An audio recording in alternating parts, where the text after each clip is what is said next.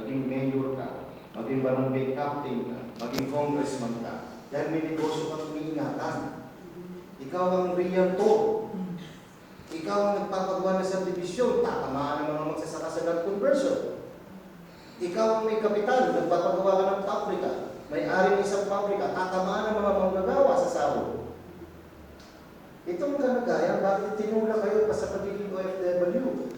Dati, ang definition ko ng OFW, hindi kayo sektor. Noong 1980-1990, ang aming pagtingin sa OFW, hindi sektor yan. Ang OFW ay resulta ng kawalang katarungan sa Pilipinas. Resulta. Kayo ang resulta. Parang urban poor yan. Ang urban poor hindi naman sektor eh. Ang urban poor ay resulta ng isang lipunan hindi naglilipod sa kanyang kapakanan. Ang OFW ay hindi po sektor. Isa itong kalagayan ng lipunan na hindi makatarungan. Pero dahil lumalaki na ang bilang ng OFW, ay ang OFW, 60% ng GOP. Kayo po bumubuhay sa ekonomiya ng Pilipinas. Habang kayo bumubuhay sa ekonomiya ng Pilipinas, araw-araw sa Middle East, araw-araw may tumatalong babae, araw-araw may ginagahas ang nurse, araw-araw mayroong mga konsulado na binubuhay ng inyong mga buwis, araw-araw may mga konsulado kung magpabongga ng mga handaan, araw-araw may pinapatay ng OFW. Kung kayo nga bumubuhay sa ekonomiya ng Pilipinas, anong trato sa inyo ng pamahalaan? Ang trato sa inyo ng pamahalaan ay gamit sa ekonomiya, hindi tao. Absolutely. Gamit lamang kayo sa ekonomiya. Ibig sabihin, sige na ng sige, payagan ninyo magkaroon ng maraming illegal recruitment industry sa Pilipinas. Bakit pa sumulpot yung illegal recruitment na yan? Bakit? Lahat ng retired official ng POAA, lahat ng retired official ng OWA, nagtayo ng agency. Lahat ng mga retired official ng DFA, lahat ng mga nasa Department of Foreign Affairs, nagtayo ng agency. Kung hindi man sila retirado, kamag-anak nila ang may-ari ng agency. Ganda naman ang background. Okay na, tuloy mo lang ang sinigil ako. Ibig sabihin niya, hindi kayo, ang OFW hindi kayo tignan bilang bahagi ng lipunang Pilipino. Ang OFW ay tinitignan bilang gamit.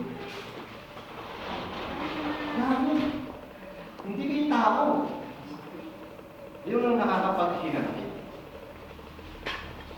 Kung ang OFW ay isang kaayusang panlipunan, kung ang OFW ay isang kaayusang panlipunan, na sumasalamin sa kawalan ng lupa ng mga magsasaka, sumasalamin sa kawalan ng maayos na hanapbuhay sa atin. Isa pang malungkot dito na tingin ko i-challenge sa national government ng global administration. Pilipinas naman po ang merong end of contract.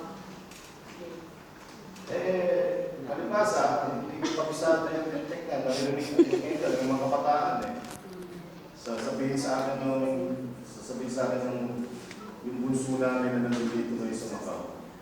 Kuya John, wala na akong trabaho. Bakit? Endo. Ako naman nakik-endo. Hindi ko alam ibig sabihin ng endo. Endo. Hindi ko alam endo contract. 5 months, tanggal ka na. Kasi pagka under the labor code, pagka lumagpas ka na 5 months and a half, automatic ikaw ay regular employee. Kung ang Department of Labor na sekretary ay pro-kapitalista, pipirmahan niya isang kautusan, huwag kang mag-renew ng contract. Sa gobyerno, ganyan din ngayon. Job order. Job order. Every 3 months, nire-renew contract. Now, kung ganyan ang kaayusan, hindi ko ito maintindihan. Kung saan mo i-requesto ang inyong sarili, kung saan yung request ng sarili. Natuwa ko na sabihin sa akin ni Nelly na darating yung mga kasama sa bayan, darating yung mga kasama mula sa migrante. May tatlong dahilan. Bakit kumikilan yan? Imagine ninyo noong 1986 nung mamatay si Ninoy na pinatay si Ninoy noong 1983. I think I was 13 years old then. Si Mrs. nahuli during the peace talk, 1986. Ngayon lang ako ulit nag-high-profile. Tagal kong pinagsalita eh. Talaga walang mahalak sa ganitong mga diskusyon kasi sa akin ay kung lahat ng organizer sa panahon ni Andres Bonifacio hanggang ngayon, ay kung mga Pilipino yung nakinig, napupong tumindig at lumaban, malagay ko, hindi na ako yung henerasyon ng pakikipang Pilipino. Ang Pilipino kasi madaling madaling makalimot. Well, posisyon talaga ng mga Pilipino yun na sinuntok na, sinakap pa. Tradisyon talaga ng Pilipino yan, tradisyon ng Pilipino. So, kung ito tayo sa panlipunan, siguro walang magdidisagree sa puntong ito na ang inyong 19 na taong pagkawalay sa pamilya, ang OFW mo, nag-introduce kayo ng bagong social pattern sa Pilipinas. Binago ninyo ang itsura ng Pilipinas. Sa aming mga sosyalista, natawag namin dyan, binago yung social pattern ng Pilipinas. Dati, ang babaeng Pilipinikan na babaeng Pilipino, inaaruga lamang niya ang kanyang anak. Ang asawang lalaki ang nagtatrabaho. Dati, sa tradisyong Pilipino, ang Pilipina, ang mga nanay, nandun lang sa bahay, nag-aantay lamang yan ng sweldo ng kanyang asawa.